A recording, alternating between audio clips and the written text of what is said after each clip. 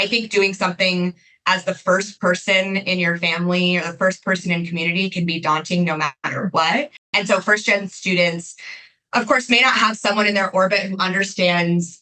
We can even go as far back as like the college application process, the financial aid process, which of course this year has been even more of a mess than usual, much less what it's like to step foot onto campus and have that experience as a college student. So they might have competing priorities, including having to work to support the family. They might be a caretaker for younger family members. They might have to do administrative tasks for the family, like paperwork or translation. And so that is work that they might have been doing growing up. And so, of course, trickles into their college experience, even though they're starting maybe a new journey right on campus.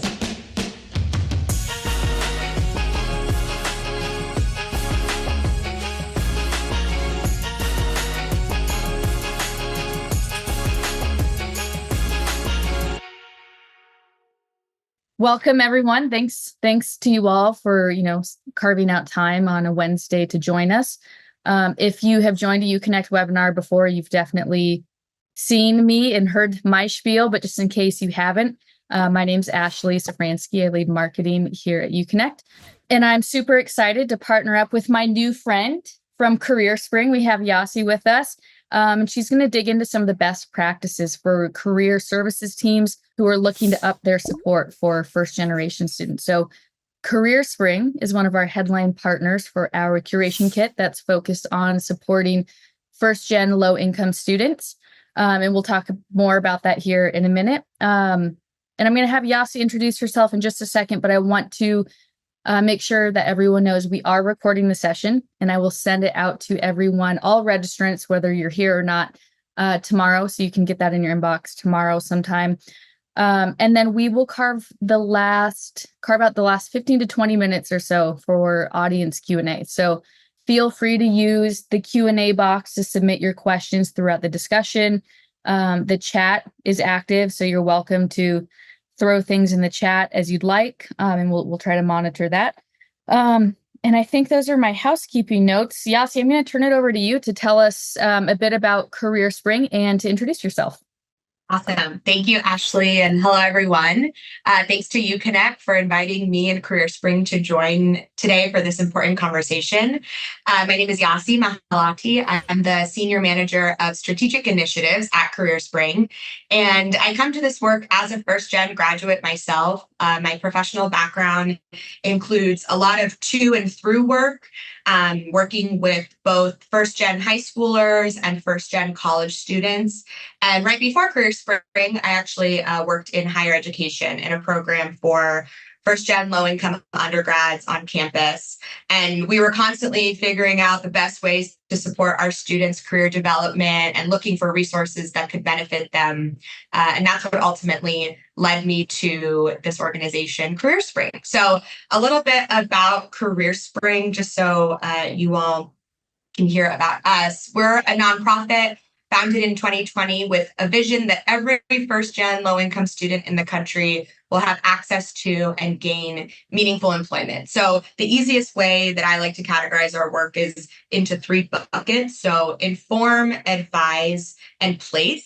So that first piece, inform, is really about career exploration, sharing information so that students can really figure out what it is that they like to do, what they're good at, what pathways they might have accessible to them.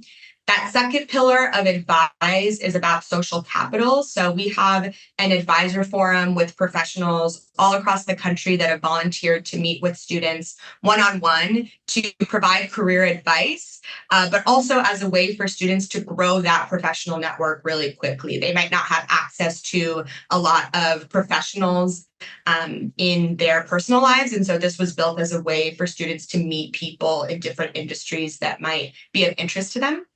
And then lastly, place, we partner with employers, again, across the country to post internships, professional programs, entry-level roles, and we work with students through that application and interview process.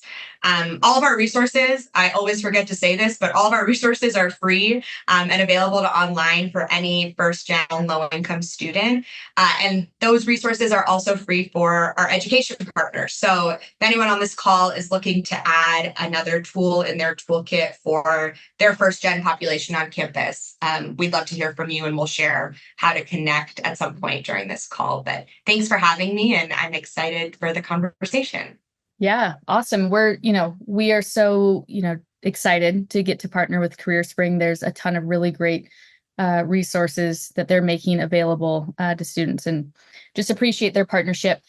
I want to just give, as always, just a bit of context for everyone. So at uConnect, one of our main goals is really to help our career partners, consolidate the wide range of resources that they're offering to students, and then curate those resources so that they can really meet students where they're at in the journey, right? So making sure that resources are accessible 24/7, and students have what they need, regardless of interest, circumstance, background, academic pursuit, you name it. So I want to share just a couple of really quick examples because I think it's helpful just to visualize. So a few of the ways that we partner with orgs related to supporting first-gen students and just kind of things that can be, uniquely helpful. This is a great example from the University of Miami, leveraging the mentor module. So mentors can be hugely impactful to first-generation students.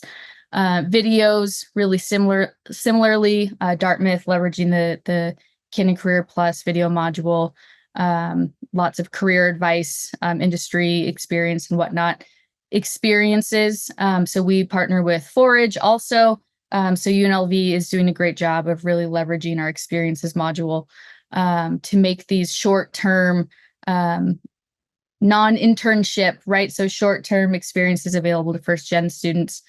And then Curation Kits, which is where CareerSpring is really coming into play. So Tulane University leveraging the Curation Kit for first-gen students. These are kind of turnkey content kits, if you will, blogs, resources. So here's something from CareerSpring, skill building courses, mentors, all of these coming from CareerSpring, associations, and more content from CareerSpring. So I just think it's helpful to see when we're talking about like how is CareerSpring, partnering with uConnect, that is how. So I wanted to just show those visuals. So now we can get into, the really great stuff, which is the questions that we have prepared. And again, just want to reiterate, please feel free to ask questions throughout, and we'll get to all of that. So Yasi, a good place to start, I think, might be really just talking about some of the unique experiences first-generation students have as it relates to pursuing post-secondary education broadly. So not even specifically yet about, career development, but really just broadly. Can you kind of set the stage for us? Sure. This is a great question. And when I was reflecting on this, I think the first thing that I want to highlight is just that first-gen students aren't a monolith. They come in all races, all ages, very different types of communities, right? Urban, rural, everything in between. But there are definitely themes to the first-gen experience that I see in my work with students. I'm sure you all see, but I'm also a big research person. And so the research validates a lot of this as well. I think doing something as the first person in your family or the first person in community can be daunting no matter what. And so first-gen students, of course, may not have someone in their orbit who understands. We can even go as far back as like the college application process, the financial aid process, which of course this year has been even more of a mess than usual, much less what it's like to step foot onto campus and have that experience as a college student. So they might have competing priorities, including having to work to support the family. They might be a caretaker for younger family members. They might have to do administrative tasks for the family, like paperwork or translation. And so that is work that they might have been doing growing up. And so, of course, trickles into their college experience, even though they're starting maybe a new journey right on campus.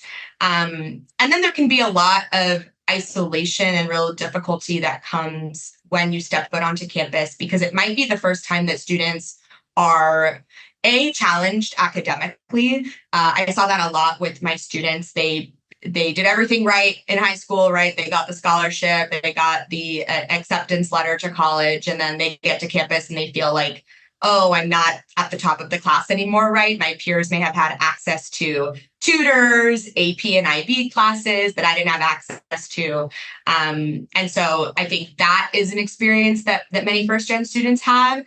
And then sort of tied to that, it might be the first time that they're in classrooms with peers that don't have the same maybe economic or family background as them. So that can, of course, affect students' sense of belonging.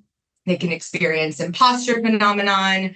And they, I think, also might enter campus with this sense that they can't or should not ask for help when they're starting to experience maybe these sorts of feelings of imposter phenomenon or isolation. Mm-hmm. Many of them come from families, backgrounds, communities that really value hard work, putting your head down, getting the work done, and being rewarded for that. And that's actually oftentimes the opposite of what we want students to do on campus in order to thrive and flourish, right? We want them to go to their professors when they need help or need help finding a tutor. We want them to get involved on campus and do things outside of academics to then build that network and participate in things that they might be passionate about or that bring them joy.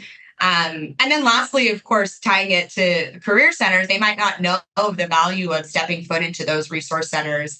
And it might be something that their family or community, ingrained in them that you shouldn't ask for help, right? That's going to make you seem less than or unworthy. And so I think that those are kind of like high level thoughts of what students might experience. But of course, like I said, not a monolith. I think these are just themes that I've seen on the ground with students, and that comes up a lot in the research, is really this sense of like building community and finding belonging on campus that can be really difficult. Yeah, absolutely. When it comes to career exploration specifically, obviously first gen students are going to be among the first in their family to make that transition from college to career. Can you share some of the other, factors that might come into play for this student population? The research and also my experience, and I think the experience of many that work with students, focus on really three sort of areas that affect students' career development or that transition from campus to career. And the first, I think, I mentioned right just before this, is that those external influences, those family influences, and this is something that I experienced myself as daughter of immigrants, first in my family to pursue our higher education, right? There are three careers that you can have. That's doctor, lawyer, engineer, maybe teacher, right? Because I had teachers. And so that's what you need to do in order to be successful. So I think a lot of ideas and assumptions that students come with on campus, not understanding, what even opportunities are out there, right? I always give the example of project manager. It's like, what does that person do? And yet every company has tons of project managers. I think another external influence is that lack of a professional or career network that their peers might have, right, through their parents, family members. And that, of course, is huge in life and in career, is really building out a network that can help you pursue your goals. So, of course, students might come with, Dr. Terry also has this great work that's, I think, like 20 years old now, but it's around community and cultural wealth that students bring to campus with them, right? They might come with a network, but it might not be folks who can help them reach the particular path that they're wanting to go down. And so I think, of course, they might not have those folks in their corner, but really helping them understand, like, people are out there that are willing to help you, even if you don't have a personal connection with them already. And we all know I've seen stats as high as like 85% of jobs are found through connections. I know many of my roles in the past were found through someone who knew someone who set me up with a particular organization or school. I think another part of that is perhaps this feeling of marginalization that happens when students step onto campus. They worry that that might continue into career, that they'll be considered a diversity hire, and that certain companies might not be interested in hiring them or in training them for particular roles because they're underqualified or something like that, right? Looking at a job description and not understanding that, yes, these are, what they're looking for in a candidate, but it's okay if you don't check every single box perfectly. But I think that there are also some positive aspects that come into play when thinking about first-gen students' career development. And when you ask students, I think this often comes up just around their own self-concept, how they see themselves. It's a lot of what I would want in an employee, what a lot of employers would look for in an employee, right? They're motivated, they see themselves as persistent, they're not entitled, although I always joke, I want my students to be more entitled, right? I want them to go out and feel like they deserve all the resources that are being given to them. They see themselves as responsible, self-reliant, and adaptable. And of course, that often comes with the upbringing, but then also, of course, serving as a role model for younger family members. Being the first person to pursue higher education can come with that responsibility as well. And so I think these are all, like I said, things that employers really value. And that, if I were a hiring manager, I would want someone who was adaptable, someone who's hardworking, someone who isn't, entitled in a bad way. The only other thing I'll add here is that I find it really interesting to look. NASPA has some great stats on this, on first-gen career outcomes. And they just published a new sort of set of research that shows that first-gen students are actually just as likely as their continuing generation peers to have a job within 6 months of college graduation. Exciting. But they're more likely to be at a role that doesn't require a college degree. They're more likely to be at a nonprofit. They're more likely to be at a government-related position. What we don't know is whether or not students were aspiring for those roles, or if those were those types of roles that sort of they fell into, if you will. But I always, like to look at that just to see, what are the trends in first-gen students, despite having that same education and same set of resources on campus as their continuing education peers. Yeah, that's that's super interesting, and just a lot of great insight into, it's so wide ranging, the considerations that I think career teams can really just take into consideration when working with first gen students. I know, Yasi, that I said we were going to save questions until the end, but there's one that is kind of aligned to something that you shared just a second ago around, family expectations of what careers students should pursue. Can you give any advice or guidance, or maybe just how you would consider working with a first generation student who comes to college expecting to study, let's say, nursing or engineering, for example, and cannot handle the classes, or they don't want to focus on those majors, but again, there's maybe some family pressure coming into play? Yeah, that's a great question, and definitely feels like something that when I was working on campus, that was like something that came up daily, right? Students would come in pre-med, for example, and it's like, oh, why do you want to be pre-med? Oh, my parents want me to, or I like helping people, but I hate bio, I hate chemistry. It's like, okay, well, it's going to be a lot of bio and chemistry for a very long time before you become a doctor. I think the question that I would often have students reflect on around these conversations is really, the why, obviously, like I said, but also, what do you like to do, right? What does a nurse do that is of interest to you, right? And oftentimes what would come up is helping folks, right? Working one-on-one with families or communities. A lot of students are interested in public health or in health justice work. And so I think that's where the explore and the inform piece is really important, sharing with students that there are tons of careers in healthcare or in the helping profession that they can pursue that isn't nurse or doesn't require them to go to medical school. And really honing in on like what is it about that career that is of interest to you? Okay, great. Let's open the door on all of these other opportunities that are similar but might not require maybe the coursework that you're not interested in.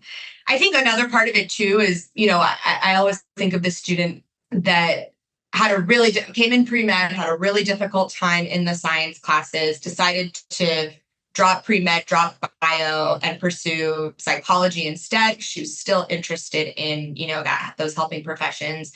And then upon graduation, at that point, was really ready to commit, sit down, and put a lot of energy into applying to medical school, right? I don't think she was ready during her first year of college. I think there was too much going on. The transition can be really difficult, obviously. And so the bio classes and the Chem 101s weren't really helping her in that pursuit. And so she decided, she did all those prereqs after, went on to medical school, is now in residency. And so sometimes it just takes a little bit longer, right? Those traditional pathways that we all know might not be the way for students. And so I think two things, right? Like adjusting the timeline or adjusting, what opportunities that they might be aware of can be helpful here. Hope that answers the question. Yeah, I love that. I love the idea of adjusting the timeline. How can career services teams tailor their programming and resources to better meet the needs of first-gen students specifically? Yeah, this is a great one. I first want to shout out the career services teams because I know when I was working on campus, you have so many students with so many aspirations to juggle. And so I want to give credit to that hard work.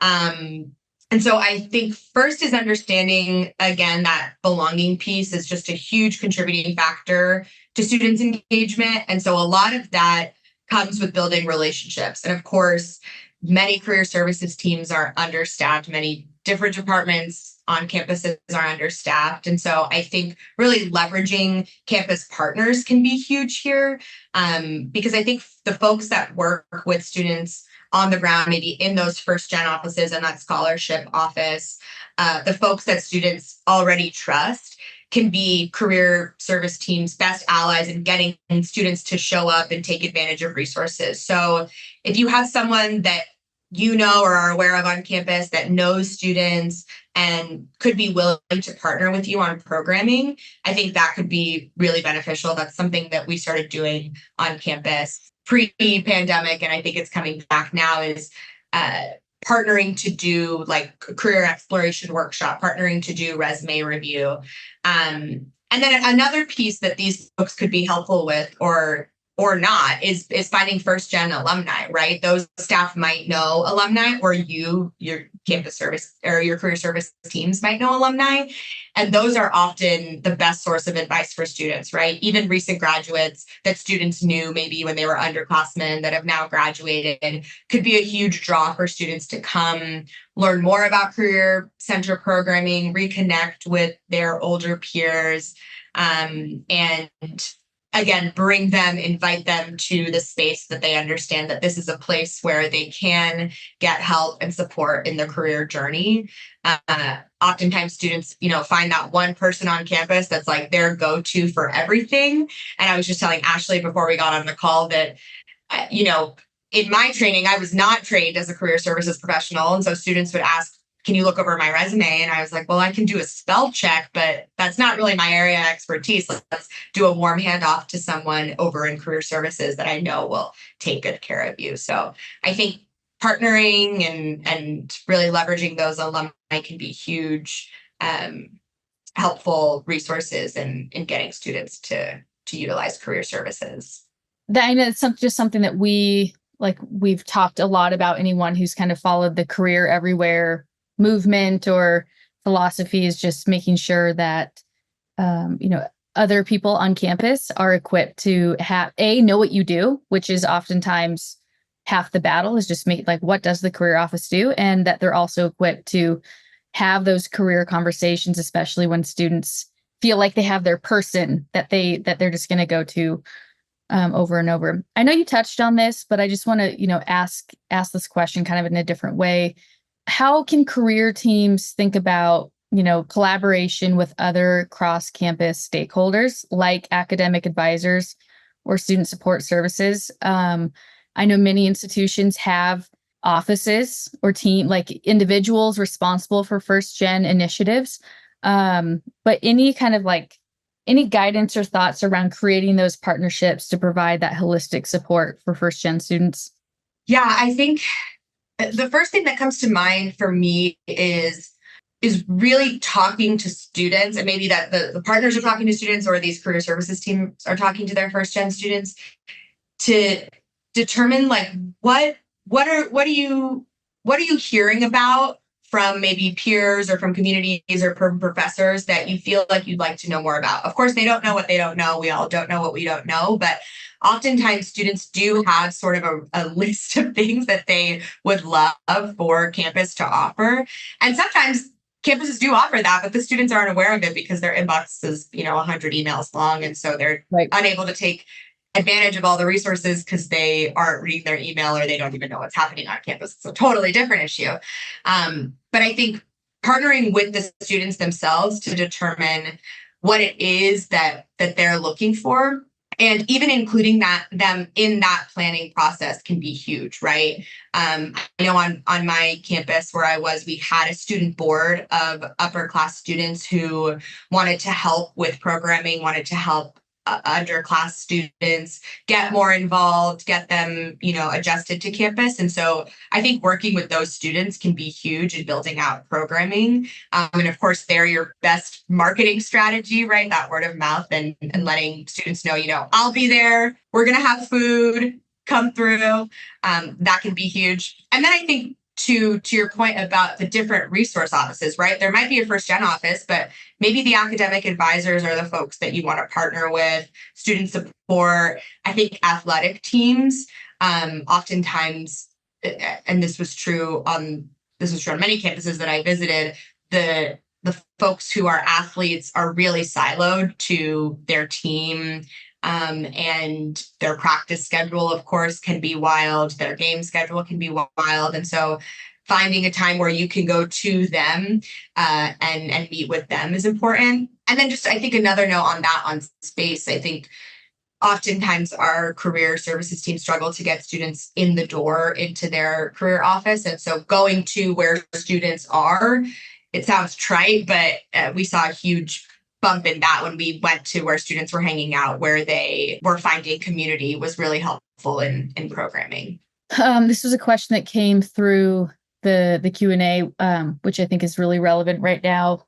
What topics beyond the typical, resume, networking, et cetera, programming have you done with first gen students? Are there alternative topics that maybe from your perspective really speak to the first gen students that will help them gain more insight into the wisdom of the workplace that they'll be going into? Yeah, this is a good question. I think just off the top of my head, I think pairing like the typical resume, cover letter, networking, elevator pitch with something else that might be like more colloquial, if you will, can be really helpful. So I would have to pull it. Maybe we can send this in the follow-up. We did some programming on campus where it was really around these career assessments or personality tests or astrology, right? Things that students were already talking about, and sort of tying that into career exploration, right? Like, again, that who are you? What do you like to do? What are you passionate about? What are you good at? And then tying that into that career exploration piece. And then maybe that next piece of it can be, okay, great. Based on this sort of self-concept exploration that we're doing, let's work on an elevator pitch that can be helpful in an interview, that can be helpful in a networking setting. I think that would be a great way to get students there in the room engaging. Because I think oftentimes, right, resume review sounds it's so important, but it sounds like, So matching it with something that might be of more interest, like that exploration piece, like that really finding your passion piece can be cool. Yeah, I love that. You kind of touched on this earlier, but I want to dig into it a bit. You highlighted that oftentimes first gen students have, really fantastic skills or attributes that employers would find incredibly desirable, right? Can you maybe like share examples of some more, or just kind of like elaborate on the specific skills or competencies that first gen students might have? And how can career services like help them identify that and pull it out and translate those skills or attributes into, a resume, or define, adding that into a cover letter in a way that, is accretive to their goals?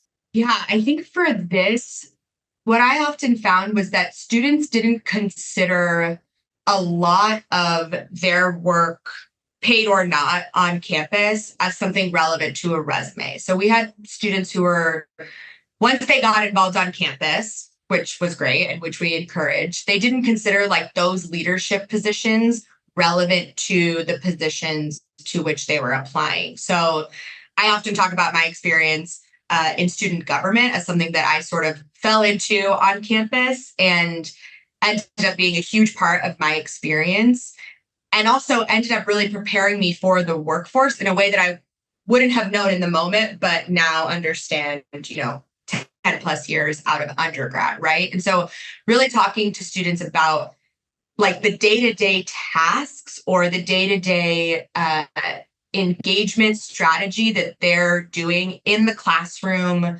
outside of the classroom, on campus, that would translate to the workplace, right? Like they could be co-chair of their dance club, and that involves more than just choreographing dances, right? Or holding auditions, which of course is also a lot of logistics and could be great for a resume. So I think really getting students to understand like you are already doing a lot that an employer would be impressed with. Let's figure out a way to frame it on your resume to show that you do have these particular skills, even if it wasn't at this unpaid internship that maybe your peers have the privilege of having. And I think like to, what you mentioned earlier, these things like overcoming adversity and just being a really hard worker and doing the first to do something. I think those are things that students can just not shy away from and lean. Right. Right. I think anyone who's hired people, those are all attributes that I know, like as I try to build out my team, those are things that I love to see, right? Someone who's competitive and just has a will and a desire to overcome challenges is huge. Definitely. And I think too, we did a whole initiative around proud to be first gen, right? Not shying away from sharing that identity, which oftentimes can be a hidden identity for students, right? Their peers might not know that they're the first ones to do this. They might think that, we're all the same in our experiences and privileges. And so really being willing to share that in an interview, in an application process. I'm a first generation college student. Here's how that has affected me personally, professionally, and exactly what you said, how these experiences will make me a good employee for you now that, I've gone through this experience as the first in my family or first in my community. Yeah, absolutely. Owning that is huge. Kind of like other side of the token, I guess you could say, are there specific skills or competencies that maybe you've seen or found first gen students may need additional support in developing as it relates to career success? And if so, how can career professionals support that? Yeah, so this kind of goes along with what we were just saying. I think supporting students and understanding that developing an elevator pitch about themselves or talking about themselves can be not braggy, right? So when I would work with students and we were preparing for an interview or something like that, right? They're like, well, Miss, that sounds like I'm, bragging about myself, or that I really think really highly of myself. And I think, of course, like there's an extreme to which you can take that, but really, I think the first step is supporting them in that understanding of, when you're walking into an interview or you're walking into an application process, that's sort of part of it, right? Is selling yourself and your ability. And that's okay. And you deserve to do that, right? This idea that like you should feel entitled to this opportunity, right? You are a fit for this opportunity. Let's talk about how we can leverage your skills and your personality to ensure that the employer understands that too. So I think that's part of it. I think the networking piece is huge because students oftentimes they hear that word a lot, right? Go out and network, go out and network, go find a mentor. And it can be really difficult to do that if they aren't given like a clear pathway on how that can happen for them. And sometimes that is cold messaging students or cold messaging professionals on LinkedIn, right? And oftentimes for my alma mater, I'll have undergrads reach out because they're interested in the grad school I went to or something.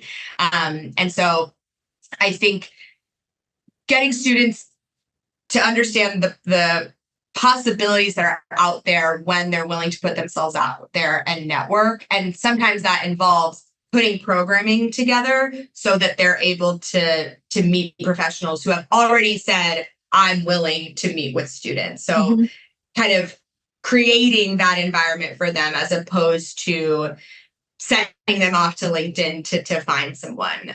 We did a speed networking event a few months ago that was really successful where we brought professionals who were willing to meet with students. And so having students chat with each professional, I think it was like under 5 minutes, we had different groups and they were able to meet people from a lot of different industries, really just make that connection, practice sharing, and practice that sort of skill in networking and building that muscle. Yeah, I love that. I think, not to be too on the nose here from like, the uConnect perspective, but I want to highlight that's a lot of the impetus for us partnering with groups like CareerSpring is so that we can take a lot of the, they have these mentors, right? First generation student mentors, and making that available on your website, your virtual career center, so that students can go, they don't have to necessarily walk into the career office. They can go to the website, they can find content that's relevant for them, right? They identify as a first generation student. So now they have access to mentors and videos and articles about, how to create a cover letter, or resume review or whatever. So, I want to surface that just to kind of bring it back full circle. And that way, I think there's so many different types of resources that can really benefit students. And it's not all on those one-to-one conversations, right? But obviously that makes a big difference. And just, I want to call out like just the great conversation that's happening in the chat. There's just a lot of great points that folks are making. So appreciate everyone contributing to the conversation. We're getting close to digging in more into the questions, but what are some of the, I think you've highlighted a lot of like different things that career teams can take into consideration. What are some effective strategies or approaches career services teams can leverage to engage and support first gen students? So there's like that, you want to engage them. So I think that's half the battle, right? Getting them to like acknowledge that you exist and that they're using you and your resources and your team. And then making sure that you're supporting them appropriately and in the ways that they really need. Yeah. So I think, going to where the students are, I think is huge. Like I said, and this is true of career services, but also a lot of other resource centers on campus, the writing center, maybe the math center. Students might be intimidated to walk through the doors, even if they don't know anyone in that particular office already. And so I think going to them is huge. I know someone in the chat mentioned the faculty advisors that can be of help, and maybe, of course, they are really busy with their courses and potentially research as well that they're doing. But I know at least on my campus, there were a few that really, really cared about developing relationships with students and supporting them on their career exploration, whether that was to go into academia or not. And of course, those faculty know people who know people who know people that can support students in their career development and in that networking piece as well. And I wonder too if there could be a way, and this was true of many of my students, they worked on campus, right? They had work study. And so potentially working with those folks who are supervising students to incorporate career exploration, career development in their day-to-day, right? I had an administrative job on campus when I was a student, and of course that was on my resume, but the folks that I met in that office were really intentional about asking me questions around what I wanted to do after graduation, how they could help, right? So that wasn't necessarily something that the career partnered with them to do. Maybe it was, and I just wasn't aware of it. But I wonder if there's some sort of connection there that can be made because students are working all over campus, probably. So Yes. maybe partnering with those folks who are already supervising them. Yeah, that's come up in some previous conversations that we've had where, you're trying to find like who are your career champions when it comes to faculty, staff, support services, other students, et cetera. And I really think, those who employ students are, such a great group to go after. I know that when I was working on campus, I supervised the student ambassadors, so the tour guides. And every year there was, 100 students that I was managing. And I loved that. And I think like having some more formal training for me that I would have been glad to have taken, I probably could have been even more helpful in some ways, but I think that's a really great call out. We are going to dig into the question or into some of the questions. So now is a great time to submit any. And if I missed any in the chat, I'll go through and look, but you can also submit using the Q&A box. And I'm just going to dig into the question. And these are like rapid fire, Yasi. So we're going to keep you on your toes here. Okay, here we go. So what are ways you think advisors can encourage students to interview from an asset-based approach? This ties into how to mention about students can highlight skills to align with the job they are interviewing for. What are ways you think advisors can encourage students to interview from an asset-based approach? Skills to align. So maybe like skills, highlighting the skills that they have to align with the job that they are interviewing for. So I think it's skill identification, right? And then aligning those to the role.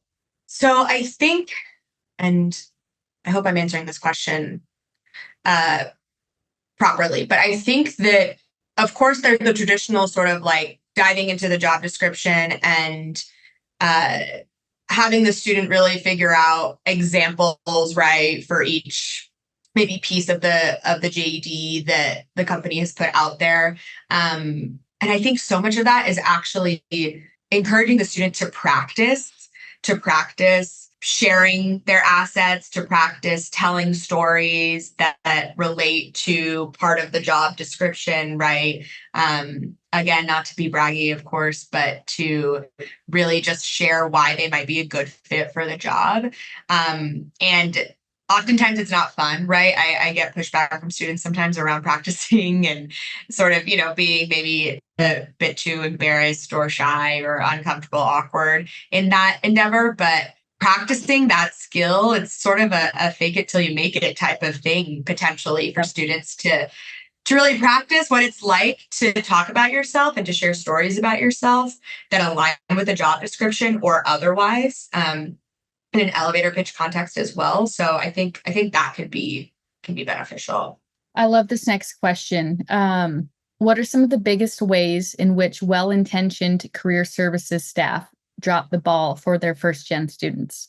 Thank you for putting well-intentioned in there, because I do think that we all come to this work with good intentions. I think something that came up a lot when I was on campus is that students, those that did take the leap to go to the Career Center, found that the folks in that office didn't understand their experience as a first-gen student. What that can look like is encouraging taking an unpaid internship so that you get that experience on your resume. And of course, students might have to work part-time or full-time in the summer during the semester to support themselves and their families. And so they're unable to take the unpaid internship, or encouraging them to think about their professional network, which again, I think could exist, but oftentimes doesn't. And so I think, and this was true of my experience on campus as a first gen student, I watched friend after friend, classmate after classmate find internships and jobs through their parents,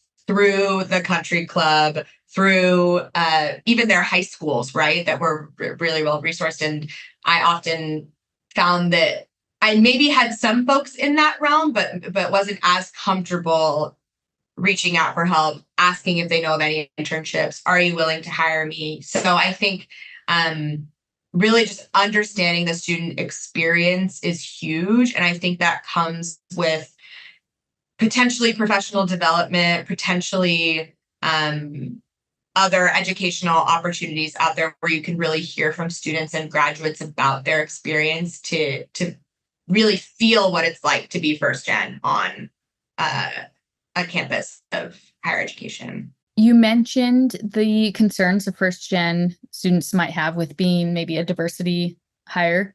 Do you have suggestions for how to coach first gen students on identifying and maybe evaluating potential employers on how well they truly do with DEIB?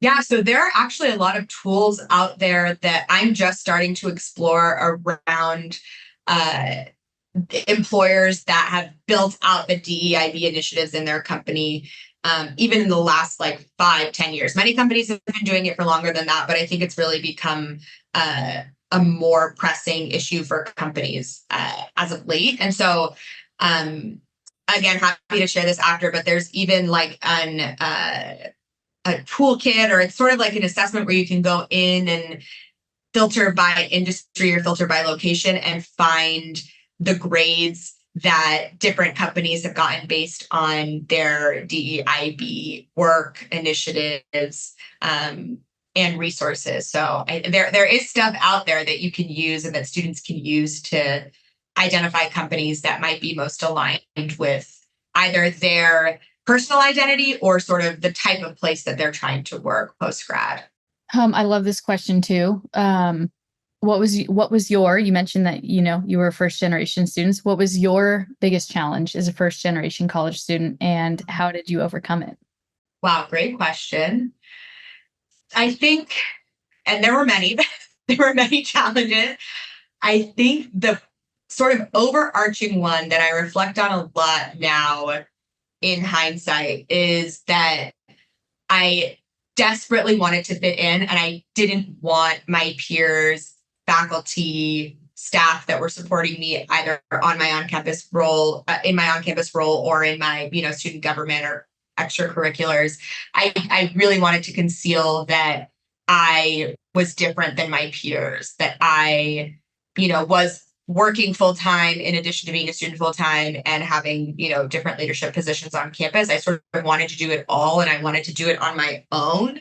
And I had a really hard time asking for help. It was like I had to get to the brink of something before I mentioned that, I had an outstanding balance on my student account, or that, I was really struggling to afford groceries and things like that. So I think if I could go back, I would definitely be more resourceful, and also to maybe take a little bit more pride in my identity as a first gen low income student. But at the time, I just wanted to be like everyone else. And I wanted people to think that I was rich and my family was rich and that I had access to all the things that everyone else had access to. So that was something that took a while to overcome. And I'm just now, right, like in my middle of my career, coming to terms with like, that's a matter of fact. There's no value judgment on that, right? Like it's not a good or bad thing. It's just the experience, and actually made me who I am today. So I try to encourage students to think about that too, right? It's not,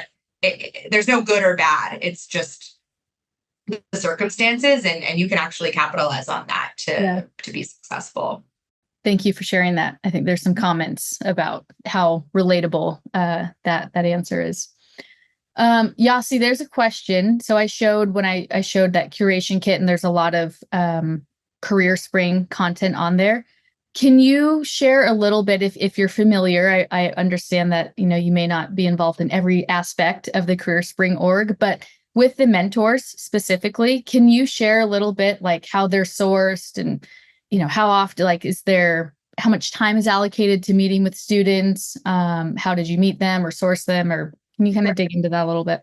Yeah, great question. So I'll start with the sourcing and sort of like life cycle of an advisor or mentor, if you will. So we recruit advisors through our employer partners. So it's a volunteer opportunity for the companies that partner with us to post jobs and internships. They also, of course, are invited to serve as advisors. And we try to get diversity. We have a goal of having tons of different advisors in various industries so that when a student logs on and tries to find someone really specific, they're able to find that person. So first from our employer partners. Secondly, we have regional boards in 9 cities across the country. And then we also have a national board that where we have folks from all over that convene. And of course, all of those folks are signed up as advisors, but their networks, part of their work is to build the CareerSpring network. So getting us connected with employer partners, with education partners, but then with professionals who might be interested in serving as advisors. And so that sort of like spreads word of mouth in a word of mouth sort of way to get folks on the platform. Once they express interest, they're invited to an advisor training to learn a little bit more about the first gen experience, what the conversations might be like, the different types of conversations they can have on their profile, how to create their profile, right, to include their information from LinkedIn. And part of that is also setting up their availability. And so advisors are able to set a maximum number of consultations they're willing to have a month. They're able to go in and put in their calendar availability. So oftentimes what will happen is a student will find someone and say they really want to talk to Ashley. There will be a drop down for times and dates. The student will click that time or date. They can offer a second option. They can send a message to Ashley. We have a little template they can use if they'd like. They can attach a resume or cover letter if they want to share that with Ashley. And then they go into the advisor's inbox. So the advisor can either accept that time, they can message back and forth and find a different time. And then they meet on the platform via video. So that's sort of how the process works. And again, if you'd like to sort of see how that works in real time, we can find some time after this call. We can share a little bit more about how to partner with us. But that's the sort of advisor lifecycle. And of course, I always say to folks who are in sessions like these, if you would like to serve as an advisor, we would love to have you as well, because of course, students might be interested in going into higher education or support programs like yours. Yeah, absolutely. That's actually a great lead-in to a few questions about CareerSpring. So does CareerSpring work directly with first-gen offices at individual universities? And I do want to highlight that anything that Yasi shares, we will provide as part of the follow-up email with the recording tomorrow too. So the answer is yes. We partner with different offices on campus, sort of depending on who we are introduced to, right? So oftentimes it's the first gen office, oftentimes it's the career services office, support programs office, student support programs office. And so really depending on who wants to partner, we're willing to. Sometimes we get connected to career services, we partner with them, but then they introduce us to the first gen office and we do sort of a trio situation. So we're really flexible and happy to connect with whoever is able to get us in the hands of students. Cool. Yeah. And we'll provide that information in the follow-up. I think, unless I missed anything that got buried, but I think those are most all of our questions, and 4 minutes to spare, which is pretty good. So Yasi, I just want to say thank you so much for, joining us and sharing your experience and your expertise. Love the work that you guys are doing at CareerSpring. Super grateful for our partnership. And yeah, thanks again. Thank you. Thanks everyone for joining.